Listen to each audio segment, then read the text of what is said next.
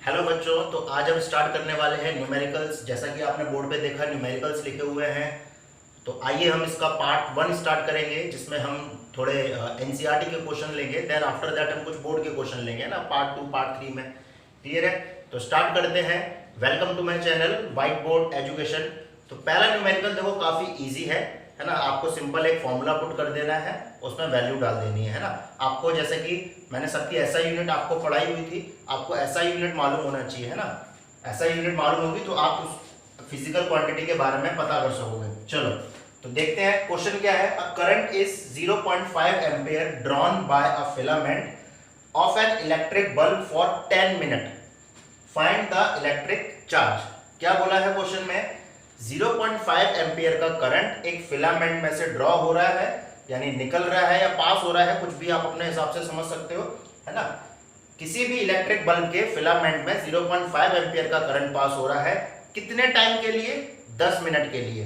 आपको निकालना क्या है? Electric charge. चार्ज क्या होता है? Q, यानी you will have to find out the value of Q।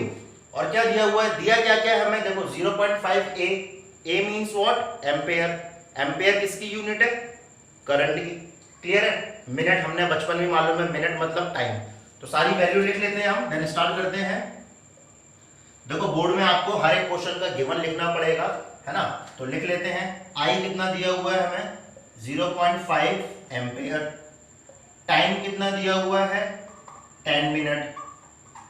Find out क्या करना है? Electric charge. अब देखो बहुत से बच्चे जोश जोश में है ना, जोश आजकल के 10th क्लास के बच्चों में जोश बहुत होता है ना। जोश जोश में क्या करेंगे? वो सीधे फॉर्मूला पुट करेंगे, I equal to Q upon T. इधर ट्रांसपोज किया, Q equal to I T. अब I कितना है? 0.5 एम्पियर। T डायरेक्ट क्या रख देंगे? 10 और बोलेंगे सर 5 कूलम आंसर आ गया। आपका क्वेश्चन गलत हो जाएगा। You will have to convert this minute into seconds है ना, बिकॉज ऐसा unit of time is second, so you will have to convert this. तो 1 मिनट में कितने सेकंड? जल्दी बताओ। 60 सेकंड। 10 मिनट में कितने सेकंड? 600 सेकंड। ये हमने इसको कन्वर्ट कर लिया। Now put the value of T 600, answer will be 300 coulomb. ऐसा यूनिट लगाना बहुत जरूरी है, otherwise your marks will be deducted. तो काफी इजी क्वेश्चन था। क्लियर है ना। इसको अच्छे से आपको नोट भी कर लो, नोट करना चाहो नोट कर सकते हो आप वीडियो पॉज करके। ठीक है, दोबारा से मैं क्वेश्चन समझा देता हूं। बल्ब के, एक इलेक्ट्रिक बल्ब जो होता है उसमें हमारा फिलामेंट होता है ना। फिलामेंट किस मेटल का होता है? वो टंगस्टन मेटल का होता है। टंगस्टन मेटल का है ना, बताया था मैंने हीटिंग इफेक्ट वाले टॉपिक में, बताया था मैंने। अगर आपने हीटिंग इफेक्ट वाला वीडियो नहीं देखा है तो आप जाके देख सकते हैं। तो एक इलेक्ट्रिक बल्ब के फिलामेंट से 0.5 एम्पियर का करंट पास हो रहा है। कितनी देर के लिए? 10 मिनट के लिए। निकालना क्या? Electric charge. आई लिख दिया, क्यू लिख दिया, टी लिख दिया, फॉर्मूला पुट कर दिया, ट्रांसपोज कर लिया, आई की वैल्यू पुट कर ली, टाइम को 10 मिनट से कन्वर्ट करके 600, 300 coulomb will be your answer. तो बहुत इजी था है ना। ऐसे इतने इजी क्वेश्चन आपका हालांकि बोर्ड में आएंगे नहीं है ना, हो सकता है 1 नंबर में आ जाए ज्यादा से ज्यादा है ना। चलो आगे मूव करते हैं। क्लियर है? तो दूसरा क्वेश्चन करते हैं। ठीक है, क्वेश्चन है how much work is done in moving a charge of 2 coulomb having a potential difference 12 volt. देखो क्या बोला, हाउ मच मींस कितना है ना। बच्चों वाले है यार, बहुत छोटी चीजें है ना, मजाक है ये अपने लिए। ठीक है, क्या बोला गया है? कितना काम किया जा रहा है किसको मूव कराने के लिए? 2 कूलम चार्ज को मूव कराने के लिए, जिसमें पोटेंशियल डिफरेंस कितना अप्लाई हो रहा है? 12 वोल्ट। दोबारा से सुन लो, अगर 12 वोल्ट का पोटेंशियल डिफरेंस अप्लाई हो रहा है 2 कूलम के चार्ज को मूव कराने के लिए, तो काम कितना हो रहा है? काम मींस वर्क डन। आपसे वो पूछ क्या रहा है? Work done. तो याद रखना हाउ मच वर्क, आपसे वो वर्क डन पूछ रहा है। क्या क्या दिया है? 2 कूलम। सी किसकी ऐसा यूनिट है? चार्ज की। 2 coulomb. Potential difference 12V voltage, यानी आपको क्या दिया हुआ है? वोल्टेज। फॉर्मूला क्या होता है? चलो जल्दी जल्दी बताओ, फॉर्मूला क्या होता है? V equal to W upon Q. किसका फॉर्मूला है ये? Work done per unit charge, potential difference का फॉर्मूला होता है ना। पढ़ा था ना हमने, शायद अपने पोटेंशियल डिफरेंस वाले टॉपिक में हमने पढ़ा था कि किसी भी यूनिट चार्ज को मूव कराने के लिए जितना वर्क डन करना पड़ता है उसी को हम क्या बोलते हैं? Potential difference. Now put the value, v की वैल्यू, अच्छा v हमें दिया हुआ है, v हमें दिया हुआ है 12, w हमें फाइंड आउट करना है, क्यूब 2 ट्रांसपोज करो, w इक्वल टू 12 2 जा 24। अच्छा, ऐसा unit of work done is joule. Now 24 joule will be your answer. बहुत इजी है, मजाक है ना, ठीक है। आपके एनसीईआरटी के क्वेश्चंस तो काफी इजी है, मजा आएगा करने में, है ना, काफी इंटरेस्टिंग तरीके से करेंगे हम। क्लियर है? तो इसको नोट डाउन कर लो, वीडियो को पॉज करके नोट डाउन कर लो इसको। चलो थर्ड क्वेश्चन करते हैं हम। क्लियर है? तो हमारा क्वेश्चन है, how much current will an electric bulb draw from a 220 volt source if the resistance of the bulb filament is 1200 ओम। देखो क्या बोला है, एक बल्ब है, अगर उस बल्ब का रेजिस्टेंस 1200 ओम है और अगर उस बल्ब में हमने 220 वोल्टेज का पोटेंशियल डिफरेंस अप्लाई किया है, तो बताओ कितना करंट उस बल्ब में निकलेगा। दोबारा सुनो, एक बल्ब है जिसका रेजिस्टेंस कितना है, कितना दिया है 12, हाँ, जिसका रेजिस्टेंस है 1200 ओम और अगर उस बल्ब में 220 वोल्टेज की सप्लाई है तो बताओ करंट कितना निकलेगा। क्लियर है? देखो बहुत इजी है, हमें कंफ्यूज नहीं होना है ना। अब देखो हमारे पास करंट के कितने फॉर्मूले हैं, I equal to Q upon T और V equal to R I. अब आपको यहाँ पे कितनी क्वांटिटी दी है, रेजिस्टेंस दिया है R, वोल्टेज दिया है 220 वोल्ट, पूछा क्या है करंट। सर हमें कंफ्यूजन होती है कौन सा फॉर्मूला लगाना है। देखो पहली बात तो ये कंफ्यूजन ना आपकी जितना ज्यादा प्रैक्टिस करोगे न्यूमेरिकल्स को उतनी जल्दी दूर होगी और उतना ज्यादा आपको कंफ्यूजन नहीं होगी। बट थोड़ा सा अगर हम कॉमन सेंस भी लगाएं, आपको यहाँ पे रेजिस्टेंस दिया है, वोल्टेज दिया है, करंट पूछा है। क्लियर है? अब थोड़ा सा दिमाग लगाओ कि वोल्टेज, रेजिस्टेंस और करंट का क्या कोई रिलेशन है हमारे पास, तो आंसर है। देखो इधर ए पार्ट है ना, दो क्वेश्चन है शायद इसमें, ए और बी, ये पहला पार्ट हम कर रहे हैं। तो क्या बोला है, एक बल्ब है जिसका रेजिस्टेंस 1200 ओम है, उसमें 220 वोल्टेज अप्लाई कर रहे हैं, तो करंट बताओ। तो जो जो गिवन दिया है पहले तो वो लिख लो। आपको वोल्टेज कितना दिया है 220, आपको रेजिस्टेंस कितना दिया है 1200 ओम, आपसे पूछा क्या है, करंट पूछा है। I इक्वल टू ए की रिलेशन है वी आर आई का, एक ही रिलेशन है हमारे पास, बचपन में पढ़ा था, V equal to R I, Ohm's law. बस वैल्यू पुट करो, खत्म क्वेश्चन। V आएगा आपका 220, R आएगा आपका यहाँ पे 1200, I आपको निकालना है, ट्रांसपोज हो जाएगा 220 अपॉन 1200,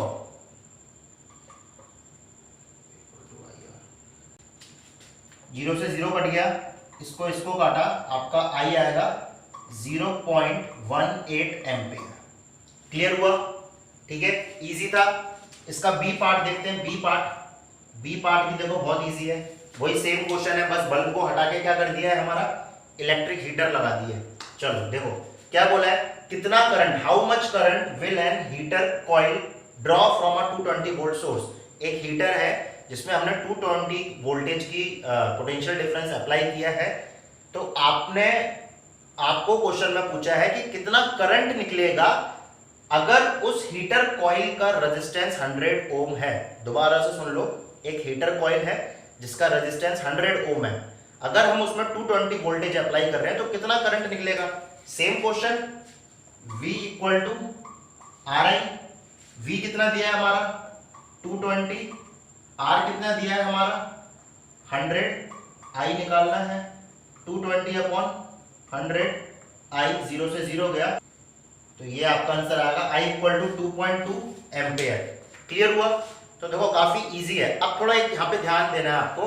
देखो सर ये आंसर कैसे अलग अलग कैसे आया सर आंसर करंट का, इसमें जब हम वोल्टेज 220 वोल्ट ही अप्लाई कर रहे हैं तो आंसर करंट अलग अलग कैसे आ सकता है, करंट की वैल्यू अलग अलग कैसे आ सकता है। तो ध्यान देने वाली बात है, जब हमने बल्ब लगाया था तब बल्ब का रेजिस्टेंस कितना था, रुकावट कितनी आ रही थी करंट को फ्लो होने में, कितनी रुकावट आ रही थी हमारे बल्ब में 1200 ओम। और जब हमने हीटर लगाया तब हमारी वायर में रुकावट कितनी आ रही थी 100 ओम। तो रुकावट किसमें ज्यादा आ रही है, बल्ब में, तो करंट किसमें कम होगा, बल्ब में। रुकावट किसमें कम आ रही है, हीटर में, तो करंट किसमें ज्यादा होगा, हीटर में। क्लियर? तो फोर्थ क्वेश्चन है हमारा, potential difference between the terminals of an electric heater is 60 volt when it draws a current of 4 ampere from the source। क्या बोला है इसमें, एक इलेक्ट्रिक हीटर है, उस इलेक्ट्रिक हीटर में जो हमने पोटेंशियल डिफरेंस अप्लाई किया है वो कितना है 60 वोल्ट।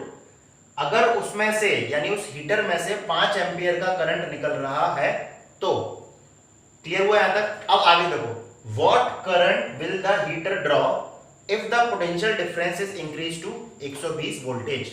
देखो क्या बोला है, आपको पहले कंडीशन दी है कि पहले केस में क्या बोला है, आपका जो इलेक्ट्रिक हीटर है उसमें आपने 60 वोल्टेज अप्लाई किया तो आपको 4 एम्पियर करंट मिला, क्लियर है। अब केस चेंज किया है और बोला है अगर मैं ये जो वोल्टेज मैंने जो 60 वोल्टेज अप्लाई किया था, इस 60 वोल्टेज को बढ़ा के मैं 120 कर दूं तो बताओ कितना करंट निकलेगा। दोबारा से सुनो, एक हीटर दिया हुआ है आपको, उस हीटर में आपको पहली कंडीशन दी है कि अगर मैं इसमें 60 वोल्ट अप्लाई करता हूं तो मुझे 4 एम्पियर मिलेगा करंट। दूसरी कंडीशन में आपसे पूछा है अगर मैं इसमें 120 वोल्टेज अप्लाई करूंगा तो कितना करंट मिलेगा। क्लियर हुआ क्वेश्चन, ठीक है। इलेक्ट्रिक हीटर है, 60 वोल्टेज अप्लाई किया है, 4 एम्पियर करंट मिल रहा है। अगर उसी हीटर में 120 वोल्टेज में अप्लाई कर दूं, बढ़ा के 60 को बढ़ा के 120 अप्लाई कर दूं तो कितना करंट मिलेगा। सॉल्व कर लेते हैं। चलो क्या क्या दिया हुआ है हमें V दिया हुआ है 60 वोल्ट, है ना। फर्स्ट केस की बात कर रहे हैं हम, फर्स्ट केस की। V कितना दिया हुआ है 60 वोल्ट, करंट कितना दिया हुआ है 4 एम्पियर। क्लियर हुआ। यहां से मैं क्या निकाल सकता हूं, रेजिस्टेंस निकाल सकता हूं, V equal to R I, ठीक है। V मैंने डाला 60, R इंटू 4, R आ गया मेरा 60/4 दैट इज 15 ओम। क्लियर हुआ, रेजिस्टेंस मिल गया। अब इसी रेजिस्टेंस को हम सेकंड वाले केस में यूज करेंगे। अब क्वेश्चन है सर क्यों, आंसर है क्योंकि आपका इलेक्ट्रिक हीटर चेंज थोड़ी ना कर दिया है। क्वेश्चन देखो, क्वेश्चन में क्या बोला है, इलेक्ट्रिक हीटर के बारे में बात चल रही थी, ठीक है। फिर क्या बोल दिया, what current will the heater draw, यानी उसी हीटर में कितना करंट निकलेगा। जब हीटर सेम है तो उसका रेजिस्टेंस भी तो सेम होगा। तो हमने यहाँ पे अप्लायंसेस चेंज नहीं किया, अप्लायंसेस अभी हमारा हीटर की बात चल रही है तो हीटर का ही रेजिस्टेंस यूज करेंगे। चलो सेकंड केस में हमारा वोल्टेज कितना हो गया है, सेकंड केस में हमारा वोल्टेज हो गया 120 वोल्ट, क्लियर है। रेजिस्टेंस कितना हुआ हमारा 15 ओम रेजिस्टेंस। आपको इस केस में करंट पूछा है तो V equal to R I हमने लगाया। V कितना है 120, R कितना है 15, I आएगा आपका यहां से 8 एम्पियर। क्लियर हुआ। तो ये था इसका सॉल्यूशन, आपको आई थिंक समझ में आया होगा। अब काफी बच्चों के दिमाग में आ रहा होगा सर ये हमने इतना बड़ा ड्रामा क्यों किया, ये तो हम चुटकी बजा के सॉल्व कर लेते, है ना। क्योंकि हम ओम्स लॉ बचपन में पढ़ के आए हैं तो वेरी गुड, काफी अच्छा दिमाग लगाया है आपने, है ना। मैंने ओम्स लॉ में बताया था, ओम्स लॉ के टाइम पे मैंने बताया था V प्रोपोर्शनल I, यानी आप वोल्टेज बढ़ाओगे तो करंट भी बढ़ेगा, यही बताया था मैंने। क्लियर है। अब कुछ बच्चे बोल रहे होंगे लेकिन सर आपने ये भी बोला था कि आपका जो ये जो फॉर्मूला है यानी जो वोल्टेज है और जो करंट है वो सिर्फ आपस में डिपेंड नहीं करते हैं, वो एक तीसरी क्वांटिटी पे भी डिपेंड करते हैं, रेजिस्टेंस। यानी इस फॉर्मूले में एक तीसरी क्वांटिटी भी आती है, रेजिस्टेंस, है ना। करंट सिर्फ वोल्टेज पे डिपेंड नहीं करता है कि वोल्टेज आपने डबल कर दिया तो करंट भी आपका डबल हो गया। आपने सर उस दिन बताया था कि जो करंट है वो रेजिस्टेंस पे भी डिपेंड करता है ना, ओम्स लॉ वाले वीडियो में। जिसने नहीं देखा है वो जाके देख सकता है ये वाला वीडियो। क्लियर है। लेकिन आप दिमाग भी तो लगाओ, क्या बोला था यहाँ पे, इलेक्ट्रिक हीटर पहले केस में, दूसरे केस में किसके बारे में पूछा है, उसी इलेक्ट्रिक हीटर के बारे में पूछा है। तो रेजिस्टेंस सेम हुआ ना। और अगर आपका रेजिस्टेंस कांस्टेंट है यानी आपकी थर्ड क्वांटिटी कांस्टेंट है तो V प्रोपोर्शनल I लग जाएगा। क्लियर हुआ। आपका यहाँ पे इलेक्ट्रिक हीटर को चेंज नहीं किया है, आपकी अप्लायंसेस चेंज नहीं की है। पहले केस में जो इलेक्ट्रिक हीटर था उसी में हमने बस वोल्टेज बढ़ा दिया है। तो इलेक्ट्रिक हीटर की जो रेजिस्टेंस आया था वही रेजिस्टेंस तो सेकंड केस में रहेगा। और जब आपका रेजिस्टेंस कांस्टेंट हुआ तो कंडीशन क्या बनी, V प्रोपोर्शनल I, यही तो बनती है कंडीशन। तभी तो हम ये प्रोपोर्शनल का साइन हटा के कांस्टेंट लाते हैं। अब कांस्टेंट हमारा ऑलरेडी कांस्टेंट है, रेजिस्टेंस कांस्टेंट है, पहले और दूसरे केस में कांस्टेंट है। तो कंडीशन क्या बनी, V प्रोपोर्शनल I। अब ध्यान दे लो, अगर आपका V 60 था तो करंट कितना निकला था 4 एम्पियर। वोल्टेज अगर मैंने डबल कर दिया, यानी वोल्टेज मैंने डबल कर दिया, बढ़ा दिया, तो डायरेक्टली प्रोपोर्शनल है, तो करंट भी क्या हो जाएगा, बढ़ जाएगा। खत्म, एक लाइन का आंसर है ना। तो इसको आप किसी भी तरीके से कर सकते हो। अगर आपके बोर्ड में ये 3 मार्क्स का आता है तो ट्राई करना कि आप ये लॉन्ग प्रोसीजर अपनाओ। अगर 1 मार्क्स का आता है तो सिंपल आप ये कॉन्सेप्ट उनको बता के आंसर निकाल सकते हो। क्लियर हुआ यहां तक? तो 5th क्वेश्चन है हमारा, resistance of the metal wire of length 1 metre is 26 ohm. यानी एक मेटल की वायर है 1 मीटर लंबी, उसका रेजिस्टेंस आपको दिया हुआ है कितना, 26 ओम। कितने टेम्परेचर पे, 20 degree Celsius. If the diameter of the wire is 0.3 mm, यानी वो जो वायर दिया हुआ है आपको 1 मीटर लंबा, अगर उसकी डायमीटर 0.3 mm है तो what will be the resistivity at that temperature. यानी उस पर्टिकुलर 20 डिग्री सेल्सियस टेम्परेचर पे रेजिस्टिविटी क्या होगी। अब जैसे ही देखो कोई भी एक नया टर्म मिल जाए ना, तो आप उसके जितनी भी चीजें उससे रिलेटेड आप अपने दिमाग में लाया करो। रेजिस्टिविटी पूछा है, रेजिस्टिविटी से रिलेटेड फॉर्मूला लेके आओ अपने दिमाग में। एक ही फॉर्मूला पढ़ा है हमने रेजिस्टिविटी से related, that is R equal to rho L upon A। बस यही एक फॉर्मूला है हमारे पास, इसी को हमें यूज करना है। क्लियर है? तो दिया क्या क्या हमें, रेजिस्टेंस दिया हुआ है 26 ओम, लेंथ दिया हुआ है 1 मीटर, ठीक है। आपको डायमीटर यानी डायमीटर दिया हुआ है 0.3 mm, जिसको आप कन्वर्ट करेंगे तो 3 × 10 की पावर -4 मीटर में कन्वर्ट हो जाएगा। अब क्वेश्चन है सर हमें एरिया तो दिया ही नहीं है। अब ध्यान से देखो, आपकी हर एक वायर किस फॉर्म में होती है, सिलेंड्रिकल फॉर्म में होती है। यानी जैसा ये मेरा मार्कर है इस फॉर्म में, ये जो एरिया है सर, ये किस एरिया की बात हुई है, ये अगर सपोज मैं इस वायर को काटूं, अगर ये वायर है इसको मैं काटूं, तो काटने के बाद इसका जो ये वाला जो पोर्शन होगा वो कैसा दिखाई देगा, कौन से शेप में दिखाई देगा, सर्कल, है ना। तो उसी सर्कल की बात चल रही है। क्लियर है? तो एरिया ऑफ क्रॉस सेक्शन यहाँ पे कौन सा होगा, ये सर्कल। और सर्कल का एरिया क्या होता है, pi r square, pi r square. तो आप क्या करोगे, यहाँ पे वैल्यू पुट करोगे, 3.14 इंटू आर कितना है, 3 × 10 की पावर -4 का स्क्वायर। क्लियर हुआ? लेंथ आपको 1 मीटर दी है, रो निकालना है, सबको ट्रांसपोज कर लो, रो को यहीं छोड़ो, ए इधर आएगा, आर ए अपॉन एल, ये फॉर्मूला बना। एल कितना दिया हुआ है आपको, 1 मीटर, अपॉन में 1 आ गया, इजी हो गया। अब तो और ज्यादा इजी हो गया, आपको ज्यादा है ना वैसे डिवाइड नहीं करना है।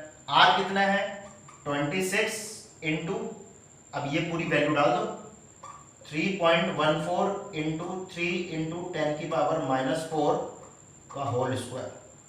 अब जब आप इसको सॉल्व करोगे then you will get the answer. What will be the answer, 1.84 into 10 की पावर -8 ओम मीटर। यहां लिख देता हूं मैं answer, rho equal to 1.84 into 10 की पावर -8 ओम मीटर। ये ऐसा यूनिट याद रखनी है आपको। क्लियर हुआ? 1.84 इंटू 10 की पावर -8 ओम मीटर। दोबारा से देख लो, कैलकुलेशन थोड़ा करना है ना, नहीं तो वीडियो बहुत ज्यादा लेंथी हो जाता है। क्लियर है? तो कैलकुलेशन अपने लेवल पे ट्राई करना आप। दोबारा से क्वेश्चन सुनो, क्वेश्चन में क्या बोला है, एक वायर है 1 मीटर लंबी, है ना, उसकी लेंथ आपको दिया हुआ है, 1 मीटर लेंथ दिया हुआ है। उसी वायर का आपको एरिया ऑफ क्रॉस सेक्शन दिया हुआ है कितना, 0.3 mm, है ना। उसका diameter, area of cross section का डायमीटर दिया है 0.3 mm, उसको कन्वर्ट कर लिया हमने मीटर में। अब हमें मालूम है किसी भी वायर का एरिया ऑफ क्रॉस सेक्शन क्या होता है, सर्कल। सर्कल का फॉर्मूला लगा दिया, area equal to pi r square. Clear है? लेंथ आपको 1 मीटर दी हुई थी, r equal to rho l upon a, सबकी वैल्यू पुट की, आंसर आ गया ओम मीटर। अब कुछ बच्चे ये देख के डर गए होंगे, सर ये टेम्परेचर दिया है, इसका तो कहीं यूज ही नहीं हुआ। अरे भैया डराने के लिए दिया है आपको, पूरा इलेक्ट्रिसिटी चैप्टर आप पढ़ लो, आपको टेम्परेचर का कहीं भी कोई फॉर्मूला नहीं दिया जाएगा 10th क्लास में, है ना। टेम्परेचर की दूर दूर तक कहीं बात नहीं हुई है, तो उससे डरना नहीं है हमें। क्लियर हुआ? वो बस हमें डराने के लिए दिया है। लेकिन ध्यान से देखो, आपसे रेजिस्टिविटी पूछी है किस पे, यहां से पढ़ो, what will be the resistivity of the metal at that temperature, यानी आपको उसी टेम्परेचर पे रेजिस्टिविटी पूछी है। इसलिए उस टेम्परेचर का इस पूरे क्वेश्चन में कोई प्रभाव नहीं पड़ेगा। लेकिन अगर टेम्परेचर चेंज कर दिया जाता ना तो रेजिस्टिविटी भी चेंज हो जाती, ये बात याद रखना। टेम्परेचर क्योंकि सेम टेम्परेचर पे पूछा है इसलिए इस क्वेश्चन पे उस टेम्परेचर की वैल्यू का कोई इफेक्ट नहीं है। बट अगर टेम्परेचर चेंज कर दिया जाता तो आपका रेजिस्टिविटी भी क्या आती, अलग आती। क्लियर हुआ? क्योंकि टेम्परेचर कम करने पर रेजिस्टिविटी क्या होती है, घटती है, कंडक्टिविटी बढ़ती है। टेम्परेचर बढ़ाने पर रेजिस्टिविटी बढ़ती है, कंडक्टिविटी घटती है एक पर्टिकुलर टेम्परेचर तक। क्लियर हुआ? नेक्स्ट क्वेश्चन पे चलते हैं। सर काफी देर से आप बच्चों वाले क्वेश्चन करा रहे हो, सर थोड़ा अच्छा क्वेश्चन दीजिए सर, क्या बेइज्जती कर रहे हो आप हम इंटेलिजेंट बच्चों की। चलो देख लेते हैं ये क्वेश्चन कैसा है। अ 4 ohm resistance wire is doubled on it, calculate the new resistance of the wire. समझ में आया? नहीं आया? चलो मुझे भी नहीं आया वैसे तो, देख लेते हैं दोबारा से। एक वायर है जिसका रेजिस्टेंस है 4 ohm, उसको डबल कर दिया जाता है। अब जो वायर बनेगा उसका रेजिस्टेंस निकालो। उड़ गए तोते, है ना? चलो तोते उड़ गए, इतनी जल्दी उड़ने नहीं देंगे, इसको इजी बनाते हैं इस क्वेश्चन को। चलो दोबारा से सुनो क्वेश्चन, देखो ये वायर है मेरी, है ना, ये एक वायर है, इस वायर का रेजिस्टेंस है 4 ohm, इस वायर का रेजिस्टेंस है 4 ohm।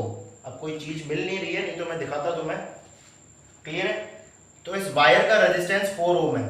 अब मैंने क्या कर दिया, इसको डबल कर दिया। सपोज ये एक वायर है, इस वायर का रेजिस्टेंस आपको 4 ohm दिया हुआ है। क्या बोला है? Is doubled on it, on it यानी अपने ही ऊपर डबल होना। अब कोई भी चीज अपने ही ऊपर डबल कब होगी, जब मैं इसको क्या करूं, बीच से कट करके कैसे जोड़ दूं, ये पोर्शन कट किया और इसको घुमा के ऐसे जोड़ दिया तो डबल हो जाएगा वायर। इस तरीके से देखो, हो गया डबल। इसको कट कर दो, अब ये पोर्शन जो था हमारा कट हो गया यहां से, इसको हमने डबल कर दिया घुमा के। अब ध्यान से देखो, जब आपने वायर को डबल किया तो वायर में क्या क्या चेंजेस आए, ध्यान से देखो। पहले एरिया ऑफ क्रॉस सेक्शन इतना था, अब एरिया ऑफ क्रॉस सेक्शन ये पूरा हो गया, यानी आपका area of cross section double हो गया। पहले लेंथ इतनी थी लेकिन लेंथ आधी हो गई, है ना? तो क्या क्या चेंजेस आए, पहले ओरिजिनल वायर के लिख लेते हैं कंटेंट सारे। ओरिजिनल वायर के लिए हमारी जो लेंथ थी दैट इज L, एरिया जो था दैट इज A, रेजिस्टेंस जो था दैट इज 4 ohm। क्लियर है? रेजिस्टिविटी तो रो ही रहेगी क्योंकि एक ही वायर के बारे में बात चल रही है, जो रेजिस्टिविटी पहले केस में है वही रेजिस्टिविटी दूसरे केस में होगी। चलो न्यू वायर के कंटेंट लिख लेते हैं। लेंथ पहले क्या थी, L, लेकिन अब क्या हो गई है, आधी, तो लेंथ क्या हो गई है आपकी L/2। एरिया पहले सिर्फ इतना था, अब बढ़ के डबल हो गया, तो एरिया क्या हो गया आपका डबल, यानी 2A। पहले A था अब 2A। आपको रेजिस्टेंस इसका पूछा गया है। क्लियर है? क्वेश्चन समझ में आया? दोबारा से सुन लो, एक वायर है जिसको अपने ही ऊपर डबल कर दिया है, तो डबल कैसे करेंगे, उसको बीच में से मोड़ के, जब बीच में से मोड़ेंगे तो उसकी लेंथ आधी हो जाएगी और एरिया डबल हो जाएगा। अब फॉर्मूला लगाते हैं, R equal to rho L upon A, original वाले में R equal to rho L upon A, जो कि किसके बराबर है, रेजिस्टेंस किसके बराबर है, 4 के बराबर, 4 ohm के बराबर। क्लियर है? अब यहां पे लगाते हैं, ये न्यू रेजिस्टेंस है जिसको हम R डैश, है ना, R डैश से निकालेंगे।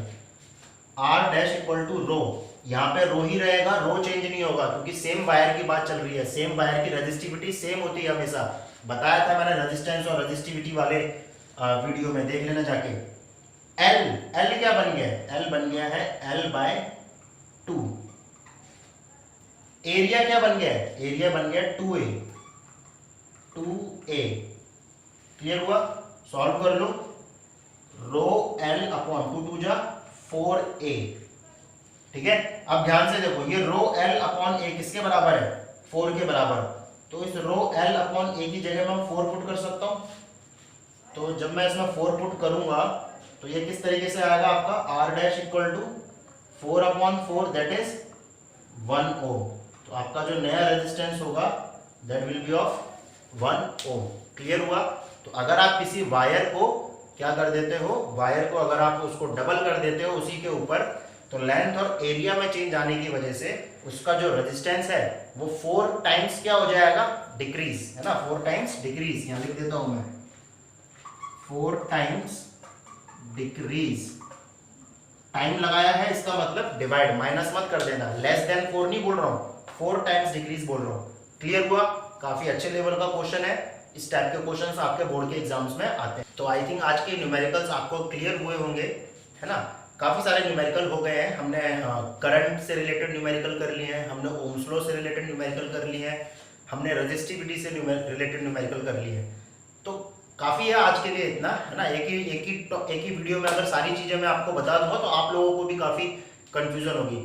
आराम से करिए, अपने आप को टाइम दीजिए, है ना। देखो न्यूमेरिकल जैसी चीजें ना एक बार में नहीं आती है ना, आपको ट्राई करना पड़ेगा, आपको कॉन्सेप्ट समझने पड़ेंगे, आपको ट्राई करना पड़ेगा। और जहां भी अगर आपको कोई टॉपिक समझ में ना आए न्यूमेरिकल करते समय तो आप वीडियो जरूर जाके देखना, है ना, उससे वो आपको कॉन्सेप्ट क्लियर होगा। और न्यूमेरिकल आप जितनी ज़्यादा प्रैक्टिस करेंगे उतना ही अच्छे आपके न्यूमेरिकल्स, आपके कॉन्सेप्ट क्लियर होंगे, उतनी ही जल्दी आप न्यूमेरिकल्स कर लेंगे, है ना। और याद रखना बोर्ड में फिजिक्स क्या है, physics is all about the numericals. आपसे वो वैसे थोड़ी ना पूछेगा कोई भी कि करंट क्या होता है, ये क्या होता है। आप 11th-12th में जाओगे आपको न्यूमेरिकल्स मिलने वाले हैं हर एक चैप्टर में, वहाँ पे बहुत ही कम ऐसी बातें होती हैं वहाँ पे, है ना, थ्योरी बहुत ही कम होती है। क्लियर हुआ? तो मिलते हैं अपने नेक्स्ट वीडियो में न्यूमेरिकल्स के नेक्स्ट पार्ट के साथ, जिसमें हम सीरीज और पैरेलल वाले न्यूमेरिकल करेंगे, है ना, बुक्स के एनसीईआरटी के न्यूमेरिकल करेंगे और एक्स्ट्रा क्वेश्चंस भी करेंगे। ठीक है, पहले हम एनसीईआरटी क्लियर करते हैं, एक पर्टिकुलर एक अलग से वीडियो बनाऊंगा मैं एक्स्ट्रा क्वेश्चंस का, जिसमें हम बोर्ड के काफ़ी सारे क्वेश्चंस को इन्वॉल्व करेंगे। क्लियर है? तो आज के लिए इतना काफ़ी है, पढ़ते रहिए, न्यूमेरिकल्स को ट्राई करिए और घर पे रहिए, खेलते कूदते रहिए, हेल्दी रखिए अपने आप को, है ना, बाहर नहीं जाना है और एंजॉय करिए। बाय बाय, मिलते हैं अपने नेक्स्ट वीडियो में। और हाँ, जिन्होंने भी चैनल को लाइक सब्सक्राइब नहीं किया है वो कर लें और बेल आइकन जरूर दबा देना ताकि आने वाला मेरा नेक्स्ट वीडियो आपको मिल जाए। Bye bye.